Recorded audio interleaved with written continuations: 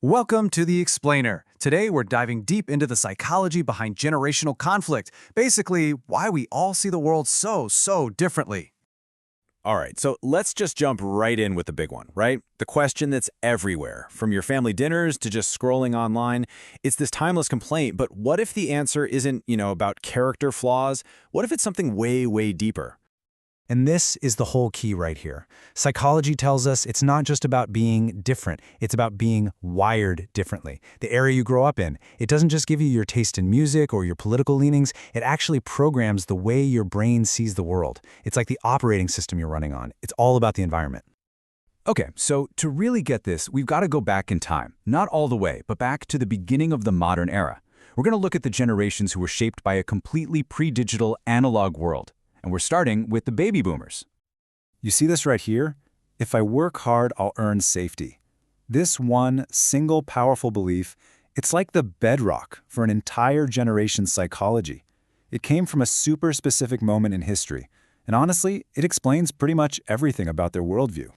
I mean, think about the world they grew up in. They were rebuilding after a massive war. There was this huge belief in progress and stability. Family structures were solid.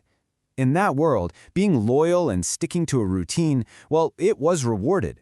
The systems and rules actually worked. So of course their brains got trained to value that stuff because it led to real predictable outcomes, stability, safety, a good life.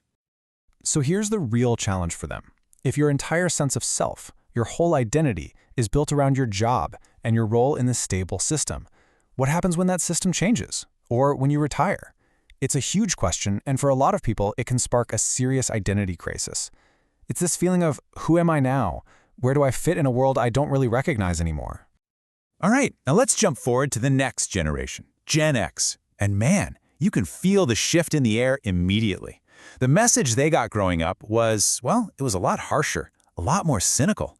They really were the forgotten middle children of history. And this is why Gen X is the way they are. This is why they have that fierce independence and, let's be honest, a pretty healthy skepticism of big promises.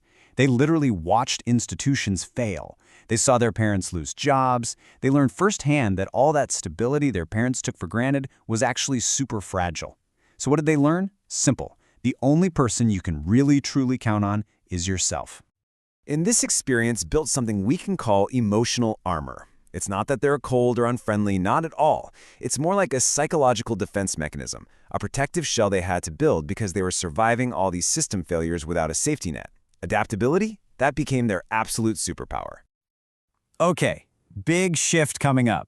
We are now crossing a massive historical divide, the dawn of the digital age. And this isn't just a small change. It completely rewired the brains of the generations that came next, creating a totally new set of psychological rules and, you guessed it, challenges.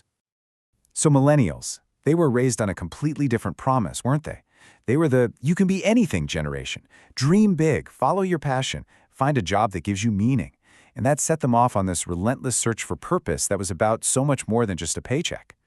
But then reality came crashing down. And this concept, expectation trauma, is absolutely crucial for understanding the millennial psyche. Their brains were literally primed for this world of endless opportunity, and then they graduated right into the 2008 financial crash. That whiplash, that massive clash between expectation and reality, it's a direct line to the burnout and the imposter syndrome that's so common for them. And then you have Gen Z. For them, there was no before the internet. It wasn't some new tool they had to learn. It was just the world, the environment they grew up in from day one. And you have to understand, that's not a small difference. It changes absolutely everything about how their brains are wired to process the world. I mean, their brains are literally wired for speed, for constant notifications, for a nonstop flood of information, which brings us to digital burnout. It's not that they're too sensitive, it's that they are perpetually, chronically overloaded. Imagine growing up seeing and feeling the weight of everything all at once, all the time. Global crises, social injustice, everything. What's the natural human response to that? You crave peace. You crave authenticity. You just want some control over your own little corner of the world. So when you put them side by side, the contrast is just crystal clear. You've got millennials, who are like the digital bridge, They remember the analog past but live in the digital future, and they're always searching for something that feels real. Then you have Gen Z, the true digital natives. They were born into it, and now their main job is just trying to manage the overwhelming psychological weight of it all. And they do that by questioning everything. So what's next? Where are we headed? Well, let's take a peek into the future, at the generation being shaped by forces we're only just starting to wrap our heads around, Generation Alpha. For these kids, Gen Alpha, AI isn't going to be some cool new thing. It's just going to be there, like electricity, like the internet. They're growing up in a world that can be totally customized to them, a world with maybe less physical freedom, but with almost endless virtual control. And their core psychological challenge? Wow, it's going to be a big one. How do you learn to feel real, to connect with your own self, when your entire world is filtered through technology? Okay, so after going through all these different psychological blueprints, let's circle back to where we started. What's the big reveal? What's the solution to our puzzle? Why does every generation seem to completely misunderstand the next one? And here it is. This is the big takeaway. No one is born different. We are wired differently by the world we have to survive in. All this conflict we see, it's not really a battle of who has better values. It's a clash of different brain wiring, shaped by completely different worlds and completely different pressures. When you lay it all out like this, you can see the whole story, the whole journey. Each generation was handed a core psychological mission by its time. The boomers had to build stability from the ashes. Gen X had to adapt when all that stability crumbled. Millennials had to search for meaning in all that chaos. Gen Z started to question the whole system that created it. And Alpha?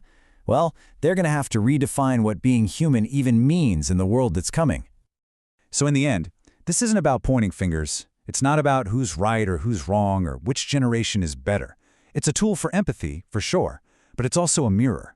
Because understanding all this isn't just about understanding them, it's a really powerful way to see the invisible forces that are shaping your mind, right here, right now.